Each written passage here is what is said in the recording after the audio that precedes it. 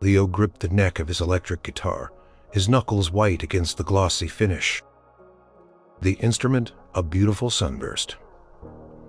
Stratocaster felt impossibly heavy in his hands, like a lead weight pressing him down. It wasn't the guitar itself, of course. It was the crushing weight of expectation, the silent, invisible pressure that built inside him every time a performance loomed, and this one was the biggest yet. The flyer for the local Battle of the Bands was tacked to his bedroom wall, a constant taunting reminder. First prize, a week of studio time and a slot opening for a regional touring act. For Leo, it was everything. Music wasn't just a hobby, it was the air he breathed, the language he spoke when words failed. He could spend hours in his room, fingers flying over the fretboard, lost in a world of riffs and melodies. He could compose intricate pieces that brought tears to his mom's eyes. He could play anything from blistering rock solos to soulful blues licks and make it sound effortless. But that was in his room, alone. The moment he stepped onto a stage, even a small one, everything changed. His palms would sweat, making his pick slip. His mind, usually a whirlwind of musical ideas, would go blank, forgetting chords, forgetting entire songs. His knees would tremble and his voice, if he ever dared to sing, would crack. It was like a switch, flipped, turning a confident, expressive musician into a petrified statue. He tried everything.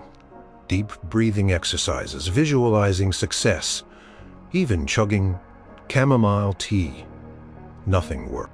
The stage fright was a monster that swallowed him whole, leaving only a shell of the guitarist he knew he could be.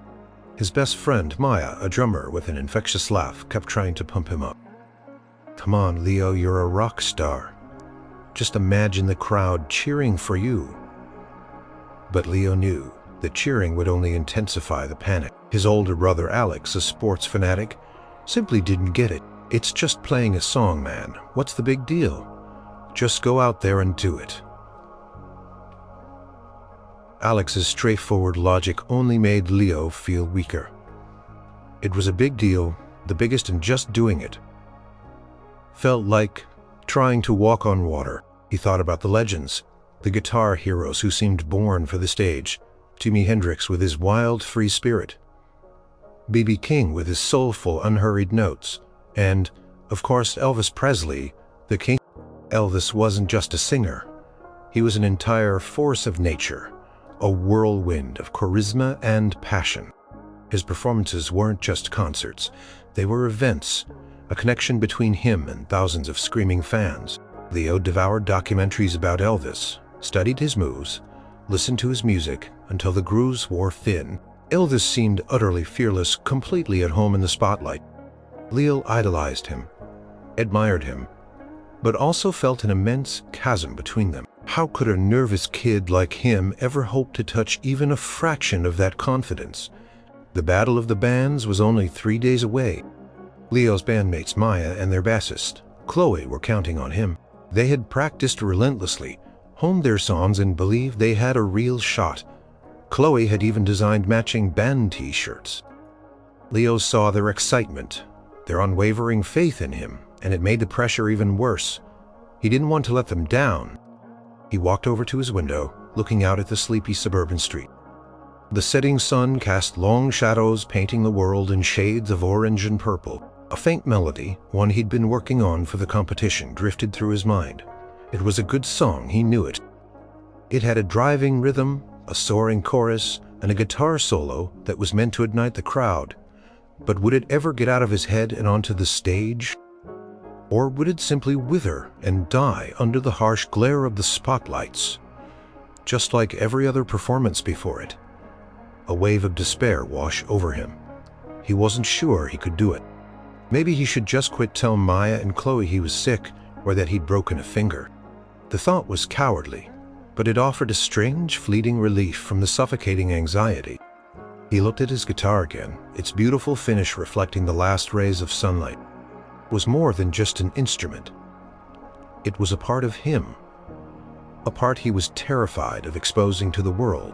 He sighed a long, shaky breath and set the guitar back carefully on its stand. The weight of expectations felt heavier than ever. threatening to crush him before he even played a single note.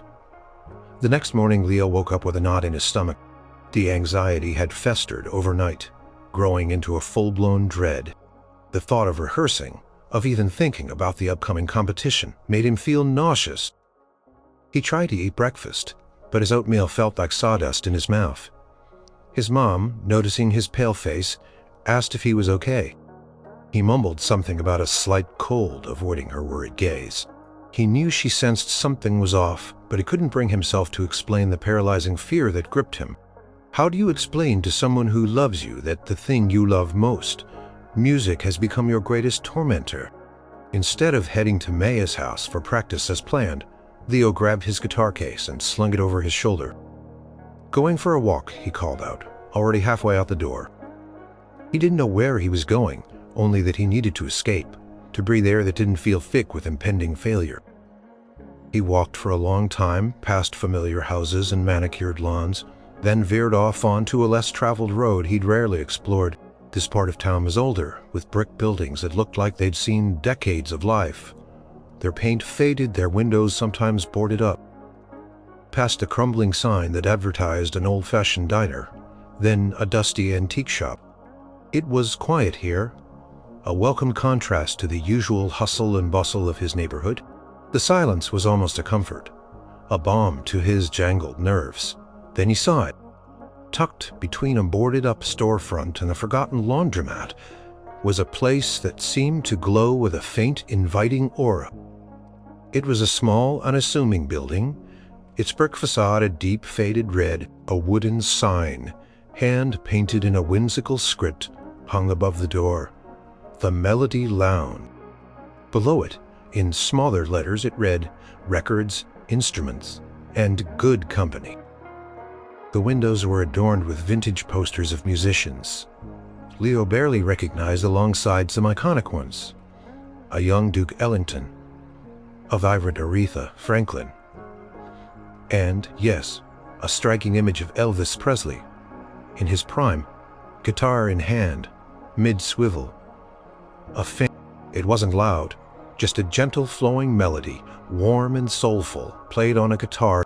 It sounded like blues, but with a touch of something else, something deeply human and heartfelt. Leo paused, transfixed. It wasn't the kind of music he usually listened to for inspiration, not the driving rock he loved, but it pulled him in like a gentle current. He felt an inexplicable tug, a sense that this place held something important for him. He found himself walking towards the door, his feet moving almost on their own. He pushed open the heavy wooden door, and a tiny bell above it jingled merrily. The air inside was thick with the scent of old paper-polished wood and something else, coffee perhaps, or vanilla. The place was packed with records floor to ceiling in dusty wooden crates, and on overflowing shelves, vintage guitars hung on the walls like works of art, each one gleaming faintly in the soft light filtering through the window.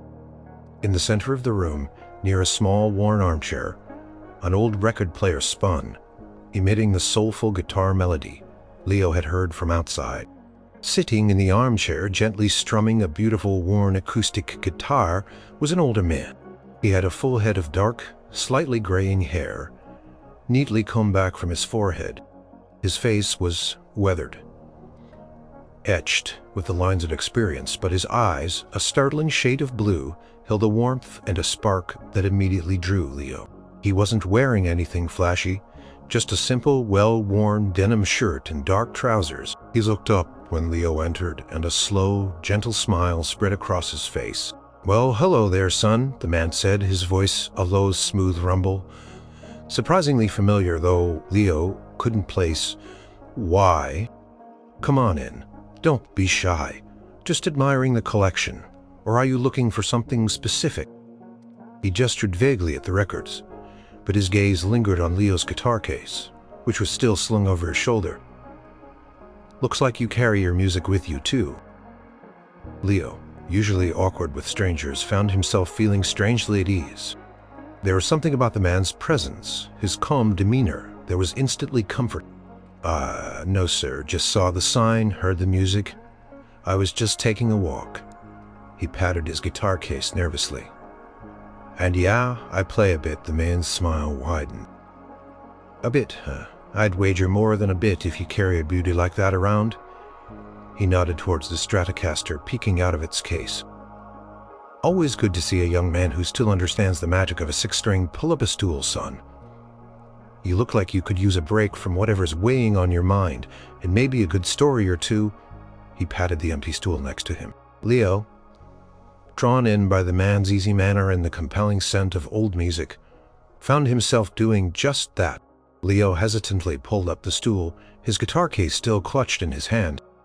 The old man, whose eyes held a deep, knowing twinkle, just watched him with a patient smile. The music from the record player continued its gentle, meandering journey, filling the quiet shop with a timeless quality. "Name's Leo," he offered, feeling a strange urge to confide in this complete stranger. "Pleasure to meet you, Leo," the man replied, extending a hand. His grip was firm but gentle. "You can call me the Professor or just Al if you prefer. People sometimes say I know a thing or two about music," he winked.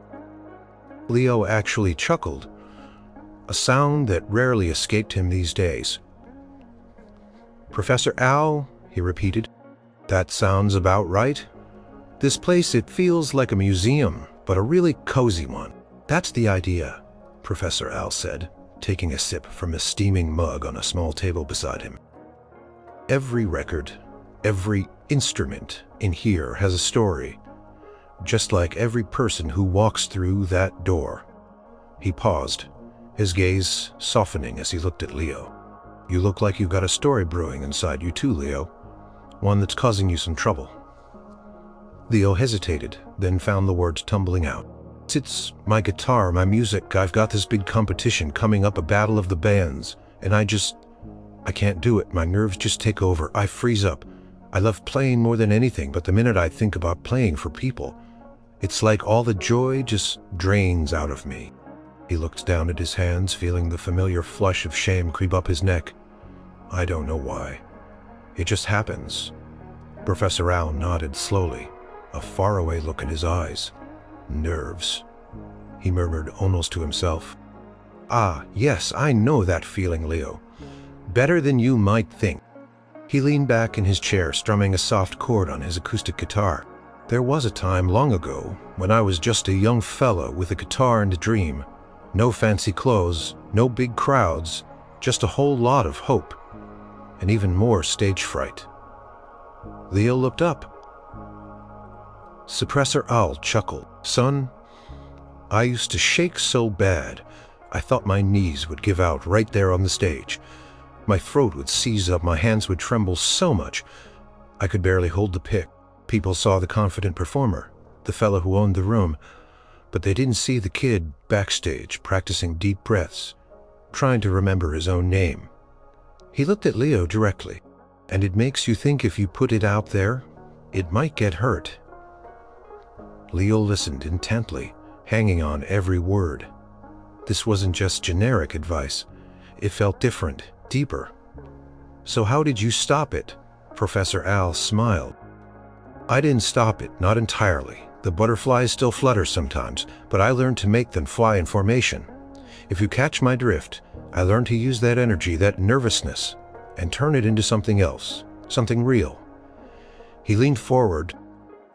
"Tell me, Leo, why do you play?"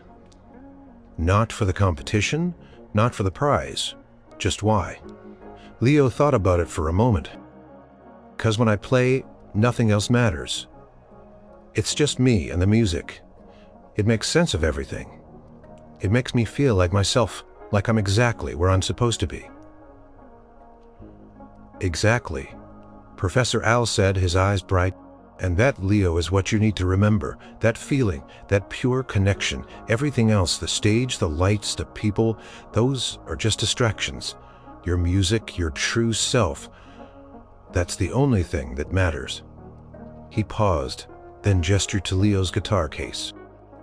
"You got that beauty for a reason. Why don't you play something for me, just you and me? No pressure, no stage, just a couple of fellas sharing some tunes." His voice was gentle, inviting. "Play me something that makes you feel like yourself." Leo felt a surprising surge of willingness. With this man, in this quiet, music-filled sanctuary. The fear felt distant, almost non-existent. It was just a suggestion, a simple request, and for the first time in days, he actually felt like playing. He slowly unzipped his guitar case, the familiar scent of wood and strings filling his nostrils. Leo carefully took out his Stratocaster, the sunburst finish gleaming under the soft lights of the Melody Lounge. He plugged it into a small, vintage-looking amp that Professor All produced from behind the counter, a knowing twinkle in his eyes. The familiar weight of the guitar in his hands, usually a source of anxiety now, felt grounding, comforting. He tuned the strings, his fingers moving with practiced ease. Professor Owl watched him, a quiet, encouraging presence. There was no judgment in his gaze, only genuine interest. It was a stark contrast to the imagined judging eyes of a competition audience. "What would you like to hear?" Leo asked, his voice a little softer than usual. "Anything you like, son," Professor Owl said.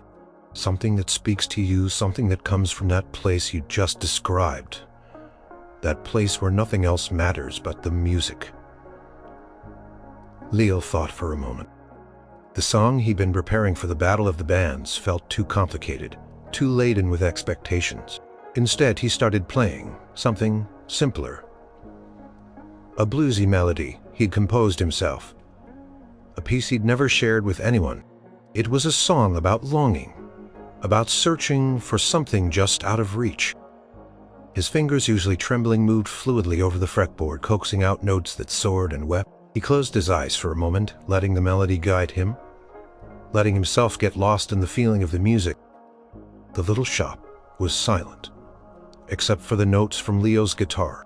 Professor Owl sat perfectly still, his head tilted slightly, listening with an intensity that made Leo feel truly heard. He didn't just hear the notes, he seemed to hear the emotion behind them, the story Leo was trying to tell. When Leo finished the last note hanging in the air like a sigh, he opened his eyes. Professor Owl was smiling, a slow, genuine smile that crinkled the corners of his bright blue eyes. "That, Leo," he said softly, "was beautiful, truly beautiful. You have a gift, son, a real gift." He paused. "And you weren't nervous a bit, were you?" Leo blinked. He'd forgotten about the competition, forgotten about his fears, forgotten about everything except the music.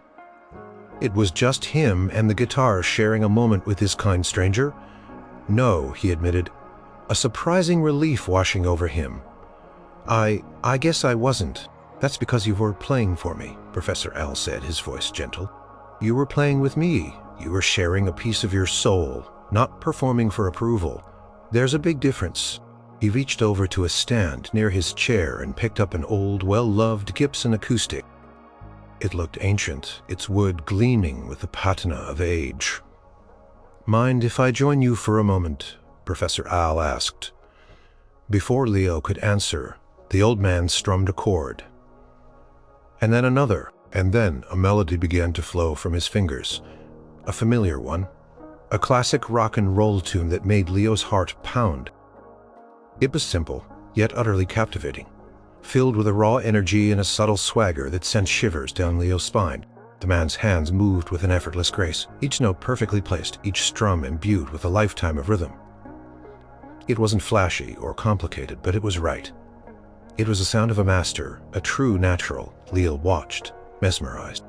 The way the man held the guitar, the subtle tilt of his head, the way his fingers danced, it was all so familiar, so iconic. He'd seen these movements 1,000 times in old black and white videos. In blurry photographs, he felt a prickle of recognition, a growing sense of disbelief. Could it be? No, it wasn't possible. Professor Owl finished the short instrumental piece, the last chord lingering in the air. He looked at Leo, a knowing glint in his eye. "You recognize that one, do you?" Leo could only nod, his mouth suddenly dry. It's Heartbreak Hotel," he whispered, his voice barely audible. Professor Owl chuckled. "A classic indeed, always got a good reaction. So Leo, what are your dreams? With this music of yours, beyond the competition, beyond the nerves, what's the biggest dream? Leo found his voice again, though it still felt a bit shaky. To just play, to share it with people, to make them feel something. The way music makes me feel like Elvis did. He swallowed hard, then blurted out, "You play like him, Professor. Your hands, it's uncanny." Professor Al's blue eyes held Leo's gaze, deep and unblinking. A slow smile spread across his face. A smile that seemed to hold all the secrets of the universe. "Well, son," he said, his voice dropping to a warm, resonant tone, "some folks say I learned a thing or two from him myself. Or maybe I taught him a thing or two." The air in the room seemed to crackle with an unspoken truth, a revelation hovering just beneath the surface. Leo's heart pounded a sudden wild rhythm against his ribs. Leo stared at Professor Al, his mind racing. You taught him?" he stammered, the words barely forming. The man's smile deepened, a smile that seemed to hold both amusement and a profound, quiet wisdom. "Let's just say," Professor Al began, his voice taking on a slightly different cadence. Now, a familiar drawl becoming more pronounced, that we spent a lot of time together, a lot of light. He leaned back, his eyes half closed, as if seeing visions from the past. "We used to talk about how music wasn't just about hitting the right notes. It was about hitting the right feelings, about letting yourself go, truly letting go, so that the music could flow through you, not just from your fingers." He paused, then opened his eyes, their blue intensity fixed on Leo. "We talked about how important it was to be real authenticity, son. That's the secret sauce." Leo felt a chill run down his spine, a jolt of recognition that was undeniable. The voice, the cadence, the way he carried himself, the stories, the impossible talent on the guitar, the familiar medic warmth.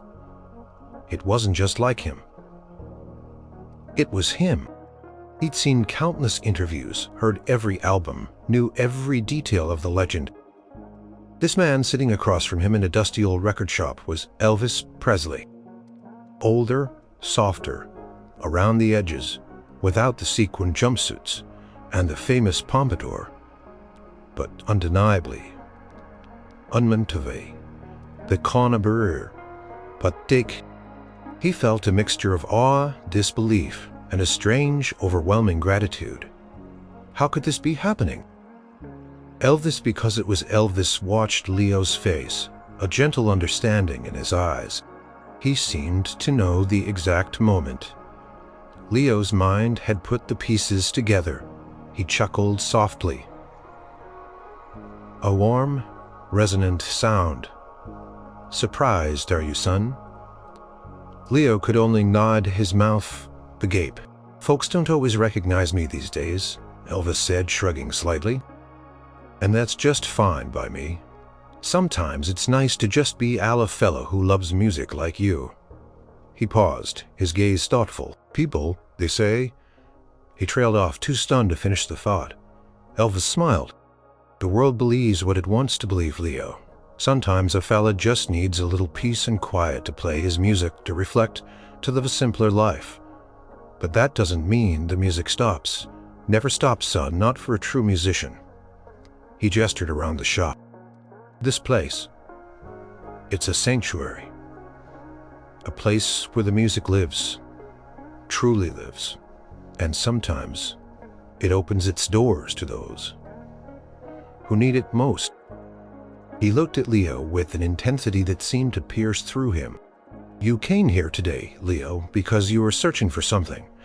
And sometimes, when you're truly searching, the universe has a way of guiding you to what you need.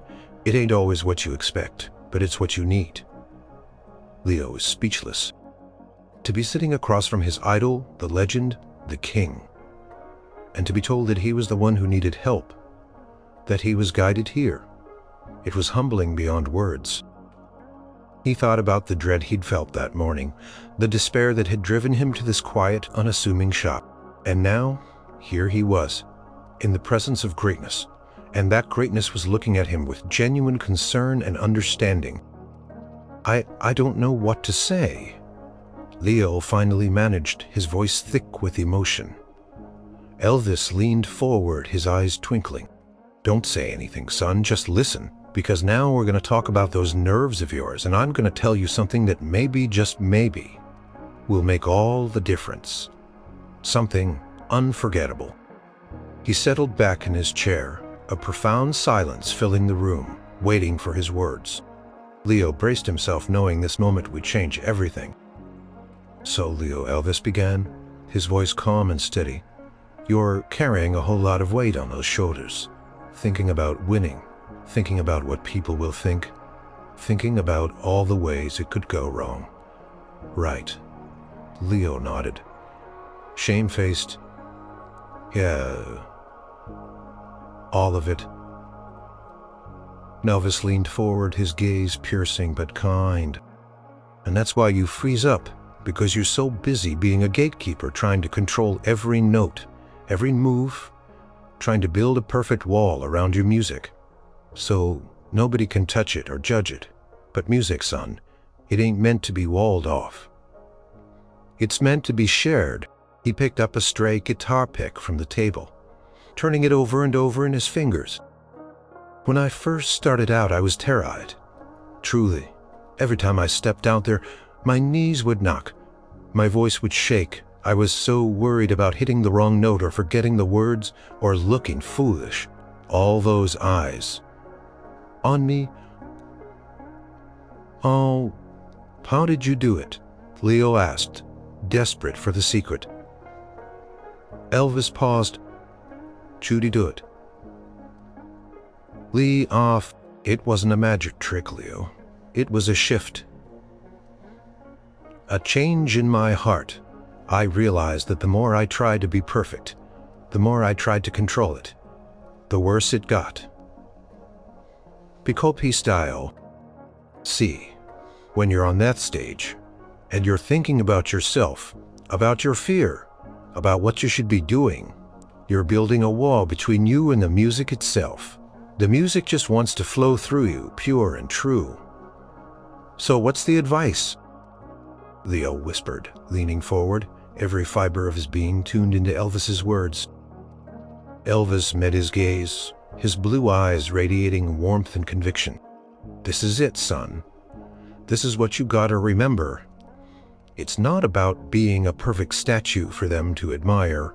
It's about being a human being, sharing your heart. He paused, letting the words sink in. When you get up on that stage, Leo, don't play for them, don't perform at them, play with them, connect with them. See them not as judges, but as fellow travelers on this journey of life.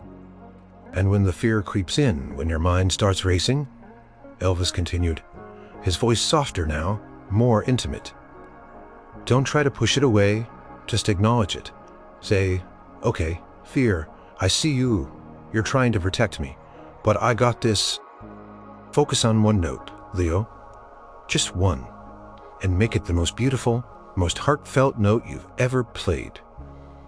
Then the next, and the next. Feel the vibration of the strings. Feel the rhythm in your body.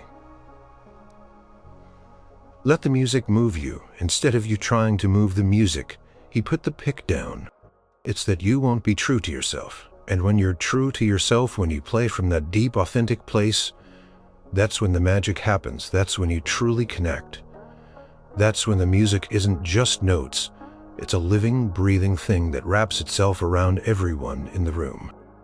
People don't want perfection, Leo, Elvis concluded, his voice resonating through the quiet shop. They want feeling. They want to feel something real. Give them your real. Give them your heart. And the rest? That's just noise. Leo felt a shift within him. It wasn't a sudden erasure of fear, but a profound understanding, a different way to look at it. It wasn't about conquering the fear, but about reframing it, almost befriending it. It was about connection, not performance. It was about heart, not just skill. And coming from Elvis, the king of performance and connection, it felt like the most powerful truth he'd ever heard. Leo sat in stunned silence for a moment, processing Elvis's words. Play with them, not for them. Be real, let your heart lead. It was so simple yet so profound.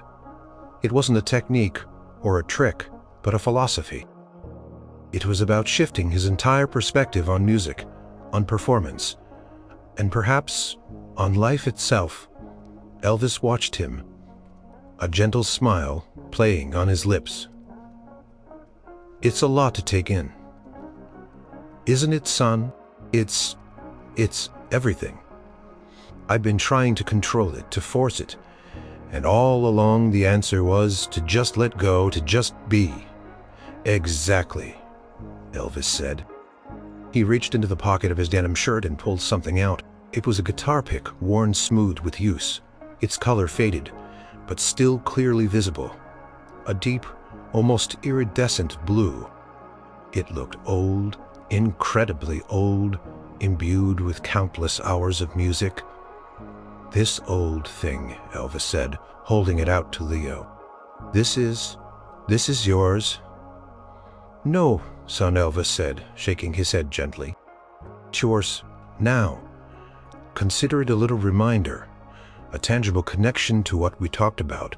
Every time you hold it, every time you play with it, I want you to remember that you're not alone in your fears.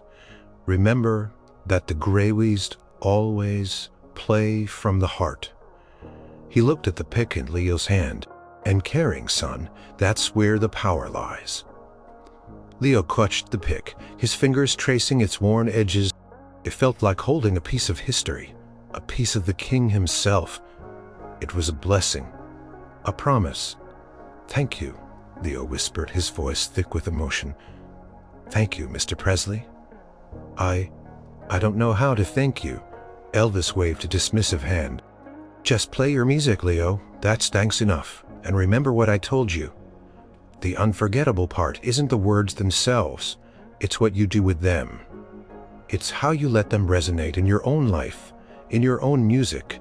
It's about finding that inner strength, that connection to your true self, and letting it shine. He stood up slowly, a hint of weariness in his movements, but his eyes still bright. Now I reckon it's time for this old fella to get back to his own tunes, and for you to get back to yours. He walked over to the shop door, opening it, letting in a shaft of late afternoon sunlight. Will I see you again? Leo asked, a desperate hope in his voice. Elvis turned, a faint, enigmatic smile on his face. Who knows, son? The music world is a funny place. Sometimes the right people just show up when you need them. Just keep your heart open and your guitar ready. He gave Leo a final warm look, a silent blessing, and then stepped out of the shop, melting into the soft light of the street. Leo watched him go, then rushed to the doorway, but Elvis was gone. The street was quiet, empty except for a parked car down the block. It was as if he had simply vanished, leaving behind only the lingering scent of old records and the faint echo of a timeless melody. Leo stood there for a long moment, the blue pick warm in his hand, the words of the king echoing in his mind. Was it real? Had he just spent the last hour talking to Elvis Presley? Pick in his palm, the profound shift in his understanding, the feeling of quiet certainty in his soul, they all screamed yes. It was real. And it was truly unforgettable. He turned back into the silent shop, a new lightness in his step, a new purpose in his heart. Leo walked home in a daze, the blue guitar pick clutched tightly in his palm. The world seemed to sparkle with a new clarity. The dread that had been a suffocating blanket just hours before had lifted, replaced by a buzzing, exhilarating energy. He kept replaying the conversation in his head, hearing Elvis's smooth voice, seeing the kindness in his blue eyes. Don't play for them, play with them. Be real. Let your heart lead. It wasn't a quick fix, he knew that. It wasn't a magic spell that would instantly erase all nerves, but it was a pathway, a different way to navigate the fear. It was about shifting his focus from himself and his anxieties to the music itself, and to the connection it could create. As he reached his street, he felt an urgent need to play. Not to practice for the competition, not to impress anyone, but to simply connect with his guitar, to feel the music flowing through him. He rushed into his room, gently placing the blue pick on his bedside table, a silent guardian. He picked up his Stratocaster, its weight no longer burdensome, but familiar and comforting. He didn't plug into his amp right away. Instead, he just sat on the edge of his bed holding the guitar, strumming simple chords. He closed his eyes, focusing on the feeling of the strings under his fingers, the vibration of the wood against his body. He thought about Elvis's words. Focus on one note. Make it the most beautiful. He played a single note, letting it resonate, feeling its warmth. Then another, and another. He started to play the song for the Battle of the Bands, but this time it felt different. He wasn't thinking about the fast solo or the tricky chord changes. He was thinking about the story. The song told about the emotion behind the melody. He let his fingers move instinctively, letting the music breathe. He wasn't trying to be perfect. He was trying to be present, and in that presence, a surprising freedom emerged. The notes flowed effortlessly, imbued with a newfound depth and sincerity. He played for almost an hour, lost in the pure joy of it. Maya sounded surprised but pleased. Awesome, Leo. You sound different. Good, different.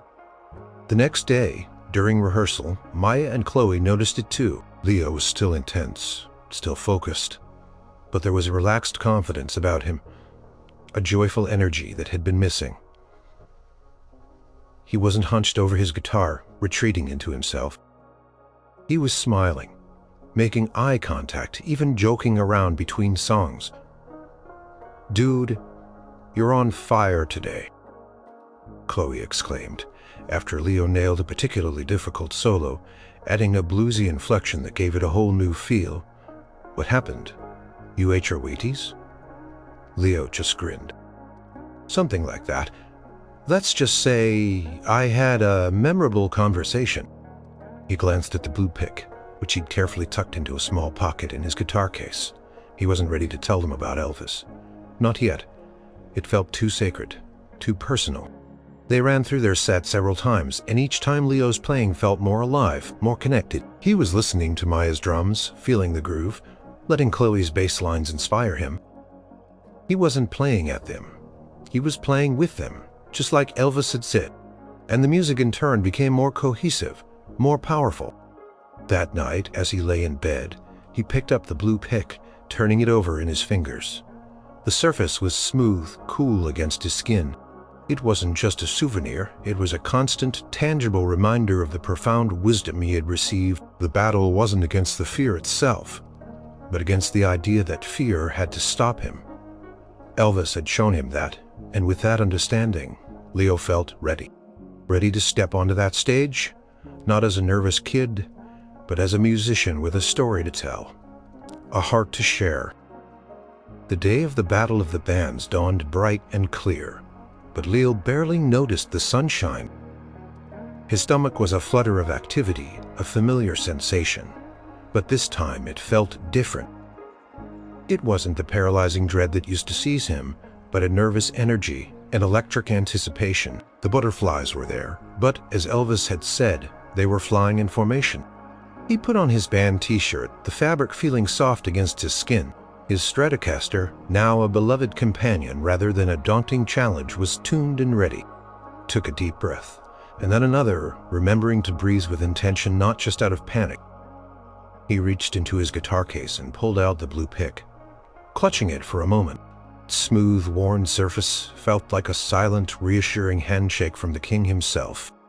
Play with them, not for them. Be real. Let your heart lead. Maya picked him up, her usual pre-show jitters, palpable but manageable. Chloe was already in the car, tapping a nervous rhythm on her leg. They drove to the community center where a makeshift stage had been set up in the main hall. The air inside hummed with anticipation, the buzz of amplifiers, the murmur of the growing crowd. Backstage, the other bands were a mix of swagger and anxiety. Some paced, others fiddled with their instruments. Leo felt a fleeting moment of the old fear, a whisper of self-doubt. Then he looked at Maya and Chloe, their faces alight with excitement and trust. He felt the blue pick in his pocket, a silent anchor. He focused on the connection with his bandmates, the shared journey. When their name was called, Rising Tide, Leo took a deep breath. He walked onto the stage, the bright lights momentarily blinding him. He felt the eyes of the audience, hundreds of them. On him, a flicker of the old panic surged. But then he remembered Elvis's words, "See them not as judges, but as fellow travelers. Give them your real."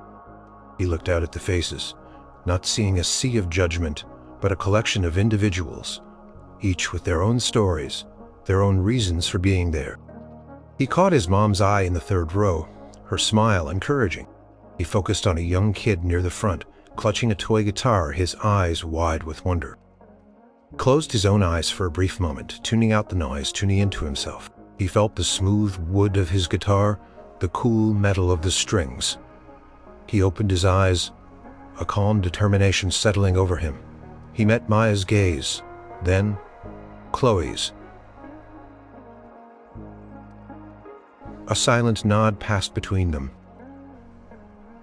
And then the music began. Maya kicked off with a driving drum beat. Chloe laid down a pulsing bass line, and Leo's guitar soared in with the opening riff. He was thinking about the feeling, the energy, the story of the song. He moved to the rhythm, swaying with the music, letting it flow through him. He poured his heart into every note, every bend, every chord. His fingers danced over the fretboard with a newfound fluidity, not from mechanical precision, but from pure, uninhibited joy. His solo, the one he had agonized over, felt less like a technical exercise and more like a conversation. He closed his eyes for parts of it, letting the emotion guide his fingers, painting with sound. He heard the audience respond, not with polite applause, but with whoops and cheers, with genuine excitement. He wasn't playing at them, he was playing with them, and they were giving their energy right back. When the final chord rang out, sustained and powerful, the hall erupted. It wasn't just polite clapping. It was a roar, a standing ovation. People were on their feet, cheering, whistling. Leo looked at Maya and Chloe, their faces beaming with exhilaration. They had done it. He had done it. He bowed, a genuine smile splitting his face. There were still butterflies in his stomach, yes, but they felt like joyful companions, not tormentors. He walked off stage, his legs steady, his heart pounding, not with fear, but with triumph. He felt light, free, truly alive. The music hadn't just been played, it had been shared, and that made all the difference. The roar of the crowd faded behind him as Leo stepped off the stage, an exhilarated grin plastered across his face. Maya immediately enveloped him in a bear hug, followed by Chloe. "Leo, you were incredible," Chloe exclaimed, her eyes wide with awe. "Seriously, what happened? You were like a different person out there." Leo just laughed, a genuine, joyful sound. I just played," he said, the words feeling profound and simple at the same time. He looked down at his guitar, then instinctively reached for the pocket where he kept the blue pick. It was there, cool and smooth against his fingertips, a silent testament to the wisdom he had received. The judge's decision came an hour later. They got second, which was still amazing, a feature on a local radio show, and a gift certificate for new gear. But for Leo, the outcome almost didn't matter. The real victory wasn't in the prize. It was in the performance itself, in the conquering of his own internal battle. He walked home that evening, the blue pick still clutched in his hand. The city lights seemed to twinkle brighter, the night air felt crisper. He wasn't thinking about what he could have done better, or what he might have won. He was thinking about the feeling on stage, the connection with the audience, the pure, unadulterated joy of letting the music flow. He remembered Elvis's words, "The unforgettable part isn't the words themselves, it's what you do with them." He hadn't just heard the advice, he had lived it. He had stepped onto that stage, vulnerable and open, and he had given them his heart. And in return, he had received something far greater than any trophy: the freedom to be himself, to share his passion without reservation. Back in his room, he carefully placed the blue pick on his nightstand. He looked at it, then at his Stratocaster. The guitar no longer felt heavy. It felt like an extension of himself, a tool for connection and expression. He realized now that the encounter with Elvis wasn't just about stage fright. It was about authenticity. It was about daring to be real in a world that often encouraged perfection and pretense. Elvis, the ultimate showman, had taught him that the greatest performance comes not from hiding, but from revealing. He wondered if he would ever see Professor Al again, if the Melody Lounge was even a real place, or if it had been a dream, a moment of profound cosmic intervention. But it didn't really matter. The spirit of that encounter, the echo of Elvis's profound advice, would live inside him forever. It had unlocked something within him, not just a better way to play, but a better way to be. Leo picked up his guitar, the blue pick now resting safely on his nightstand. He didn't have a rehearsal or a competition to prepare for. He just felt like playing. Closed his eyes, his fingers finding a familiar chord, and a slow, bluesy melody began to emerge. It wasn't the roaring rock of the competition, but a quieter, more soulful tune.